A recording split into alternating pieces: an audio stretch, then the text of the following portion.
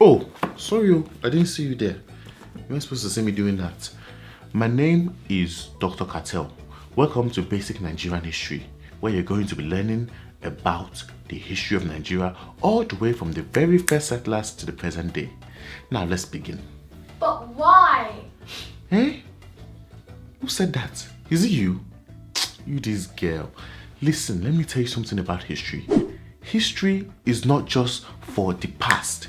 History is something that you can use in this day and age because it can provide you with solutions, it can help you avoid past mistakes, and if you know where to look, it will point you in the right direction for possible future problems.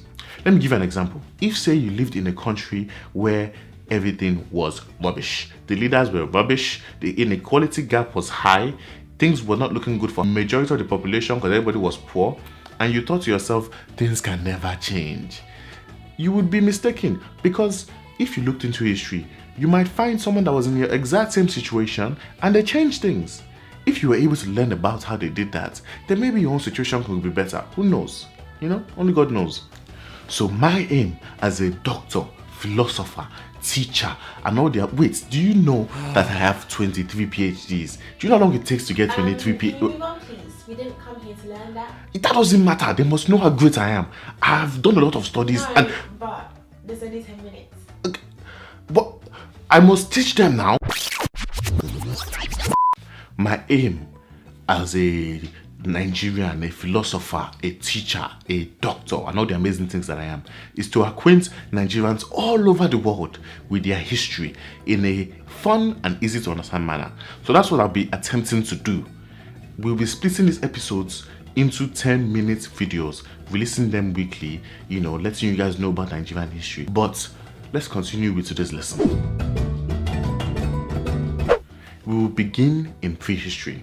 Now, we call it prehistory because this is an area where there was no written records. So all the information we have about this area is derived from archaeological methods. Archaeologists digging into the ground, finding things, fossils, skeletons, bones, those kind of things. The oldest evidence that we have of people living in the area that eventually became Nigeria is in 11,000 BCE in a place called Iwo Elevu. Now, Iwo Elevu is in modern day Abuja area, but basically we have evidence of people living in that area at that time. Archaeological methods also found human remains traced as far back as 9000 BCE in the same area of Iwo Elevu.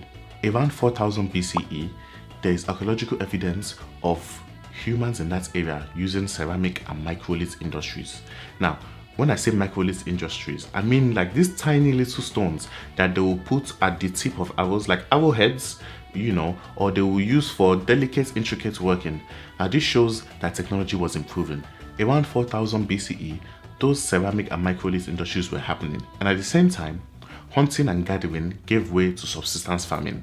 By that, what I mean is that instead of going around in large groups of say 80, 90 people and living like nomads, exploring the land, gathering berries and hunting on the way, instead of doing that, people eventually settled down in one land and started farming to keep themselves alive and also eventually to trade. Now, this agricultural development inevitably led to their creating villages, and villages started popping up left, right and center. When groups of people that used to be nomads before decide to settle down in one place, a village will inevitably form, and that's what happened. Examples of ancient villages that formed are villages such as Iwo Elevu, Ita Obolu, Itakpa, Mejiro Cave, Wop, Ifetedo, Daima, and the Chad Basin area of Sahel. Out of all those villages I mentioned, we're going to talk about 3 because that's the ones we have more detail about. So let's begin with Iwo Elevu. Iwo Elevu has 2 phases of so-called civilization. The first stage is from 10,000 BCE to 5,000 BCE, and that is the non-pottery phase when they were using more primitive stone tools. The second stage is from 5,000 BCE to 1,500 BCE, and that is the ceramic phase, which is illustrated by more advanced tools such as stone tools, stone axes, and pottery. Afikpo showed 3 phases. Before 3000 BCE, they had microlith tools that they were using. Between 3000 and 500 BCE, they had stone pottery and flake axes. After 100 BCE, they had even newer ceramics. The Lake Chad region of Sahel, which is also known as Dahima, shows three phases. 3000 BCE, they had domesticated animals. 2000 BCE, they had agriculture. By 100 BCE, they had horses. This constant change in technology and ways of doing things shows that they were moving from hunting and gathering to agriculture, and they were becoming better and more successful at the agricultural lifestyle. Now, success in agriculture led to a more diversification of work. By that, what I mean is that if your belly is full and you're no longer hungry because agriculture is feeding everybody is full, they can focus on other things. They can try things that they wouldn't usually try, like leatherworking or ironworking and so on. On the topic of ironworking, did you know that civilization in the area that eventually became Nigeria didn't have any bronze or copper age? We literally just jumped from Stone Age to the Iron Age. There was no copper, bronze or anything in the middle. Now there's plenty of evidence all over Nigeria, scattered all over Nigeria, showing that Nigerians were doing ironworking a very, very long time ago. Some of this evidence are stuff like around 900 BCE to 200 CE in the center of the Nok culture. They were using iron. There's evidence that they were using iron in Tagua, which is around that same area. In the southeastern area of Nigeria, OP, there's evidence that around 500 BCE, they were also smelting iron over there. Excavations at the Kanji Dam in Niger State shows that around 200 BCE, they were also working iron over there as well. 160 CE, Ufe Ijumu in the southwest area of Nigeria, there is evidence that around that time, they also had iron working, iron smelting, whatever you want to call it. Now, as you can see, there are plenty of archaeological sites all over Nigeria, scattered everywhere. This is just a few that we know about that they actually found something that we can trace to. Other archaeological sites include places like Tadun, Wada, Kuchamfa, Gemma, Maitumbi, Kawu, Kagara, and so on.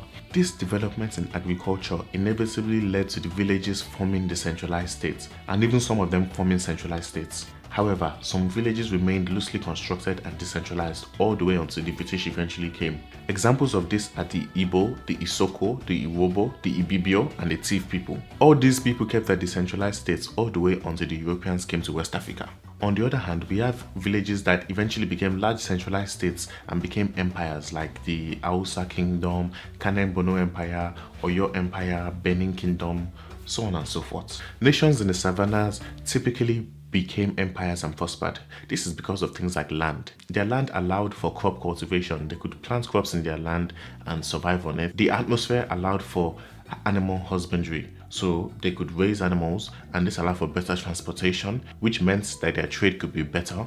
Also, their proximity to North Africa and the Arabs meant that they could trade, and that's exactly what they did. However, people further south in the forest zones, they didn't have such advantages. They were unlucky because for them, the land didn't really allow for crop cultivation. And also, the tsetse fly wouldn't let anybody live. It just kept choking people anyhow. So they couldn't really do any animal husbandry. The animal would just be falling asleep, would choke the person would fall asleep, would choke the cattle, choke everybody. It was not a good life. The environment was too hostile for the rearing of livestock. This meant that their trade wasn't as great as the trade of the nations in the savannah, the nations further north. All their trade had to rely on foot movements. These kind of things limited them from creating large empires and so on. Notable exceptions are empires like the Oyo Empire and the Benin Empire. But even them too, they had to rely on foot, so they didn't grow as big as they would have otherwise grown. And that's it for today. In conclusion, we have learned that human habitation of the area that eventually became Nigeria goes back many thousands of years. Societies developed agricultural techniques and craftsmanship in leatherworking, ironworking, pottery, and so on. Over time, society developed into decentralized states, organized around village councils and chiefs. Others developed into kingship institutions and empires. We will be discussing these empires next week. Additional reading material and resources can be found in the description below. Anyways, thank you very much for watching this episode. If you've learned something from this episode, or you like or enjoy what we're doing here, just don't forget to subscribe, like, comment, share it with people, so on and so forth. But the main thing is to subscribe. Make sure you subscribe. We love you. Yeah, subscribe. What are you doing? What are you doing? I'm trying to tell them to subscribe, so you're clapping. Ending it. Listen, you're not ending it. You're not ending it. You're not the teacher. Okay? Is that okay with you? Cool. You're not the teacher. I am the teacher here. I'm telling them to subscribe. They must subscribe. Please, Ajayi, subscribe. Subscribe, oh. 1 minute left. I'll just keep telling you to subscribe. I have a whole minute. I'll be here all day. I'm not going anywhere. Subscribe. Where's the button?